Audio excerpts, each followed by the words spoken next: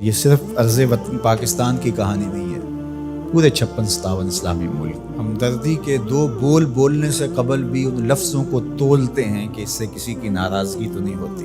جب مسلمان اتنا بزدل ہو جائے گا، اتنا کمزور ہو جائے گا، تو پھر اللہ کو ایسے لوگوں کی کوئی ضرورت نہیں ہے۔ پھر ذلت، رسوائی، نکبت مقدر ہوگی اور وہ آپ کے سامنے۔ وَأَنْتُمُ الْأَعْلَوْنَ إِن كُنتُم مُؤْمِنِينَ، تم سر بلند ہو کر مومن بن کے رہو، عزت کا تاج تمہارے سر پہ رکھوں گا، یہ میرے رب کا وعدہ ہے، لیکن شرط یہ ہے کہ تم مومن بن گئے۔ اور آج دنیا کا مکروہ اور دوہرا چہرہ بھی سامنے آ گیا، جو انسانی حقوق کی بات کرتے ہیں، کتوں اور بلیوں کے حقوق پہ تنظیمیں بنا رکھی ہیں۔ آج بلکتے بچے، یہ ایک تصویر دیکھی نہیں جاتی کہ ایک حاملہ عورت کٹ جاتی ہے تو اس کے پیٹ سے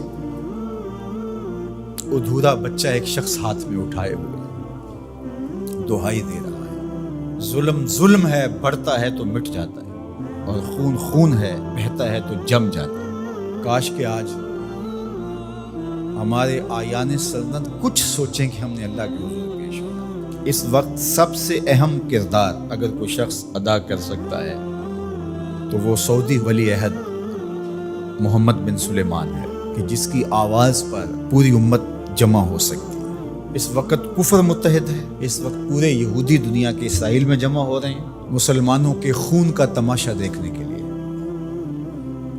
اور 56-57 اسلامی ملک ان کو پرواہ ہی نہیں ہے۔ اس وقت کیا کیفیت ہوتی ہے جب ان کے بچے آواز دیتے ہیں، این انتم یا جنود المسلمین، اے مسلمانوں کے لشکروں کہاں ہو تم؟ کس طرح ان کو جواب دے؟ ایک بیٹی نے آواز دی تھی، صرف ایک بیٹی نے، ناہید نام تھا اس کا، اور بدترین حکمران دنیا اسے مانتی، حجاج بن یوسف۔ ایسے جمعے کا خطبہ دے رہا تھا تو محراب کے پیچھے سے آوازیں بلند ہوئی، تو اس نے پوچھا کیا ہوا؟ تو لوگوں نے بتایا کہ دیبل میں ایک کارواں کو راجہ داہر کے لوگوں نے لوٹ لیا ہے، تو یہ اس کی فریاد کر رہے ہیں۔ اور وہ ناہید نامی ایک لڑکی نے آواز دی ہے، میری مدد کو پہنچو۔ تو حجاج نے کہا تیری مدد ہو گئی، اور پھر محمد بن قاسم کو تیار کیا، اور پھر وہ قہر بن کے ٹوٹا، صرف ایک بیٹی کی آواز پہ۔ ایک بیٹی نے پکار دی۔ آج کتنی بیٹیاں ہیں، کتنے بچے ہیں، آج وہ نام لے لے کے آوازیں دے رہے ہیں، لیکن ہے کہ کسی کی زندگی کا لف و نشر غیر مرتب ہو، کسی کی نیند میں خلل آ جائے، کسی کے عیش و عشرت میں، کسی کے طرز زندگی میں فرق پڑ جائے۔ بے حسی کی یہ کیفیت ماضی میں کبھی نہیں دیکھی تھی جو آج دیکھنے کو مل رہی ہے۔ آہستہ آہستہ ہمیں مادیت زدہ کر کے، مسائل میں الجھا کر کے ہمیں اس جگہ پہ کھڑا کر دیا گیا کہ ہم کسی قابل نہیں رہے۔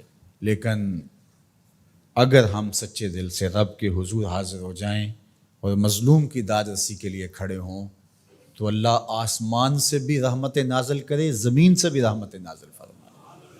اللہ آسانیاں کرے اور فلسطینیوں کو کامل فتح یاب فرمائے، اور اللہ اس امت کو کھویا ہوا وقار دے، اور 56 اسلامی ممالک کو غیرت مند حکمران عطا فرمائے، اور اپنی خاص کرم نوازیاں اللہ میرے وطن اور تمام بلاد اسلامیہ کے شامل حال فرمائے۔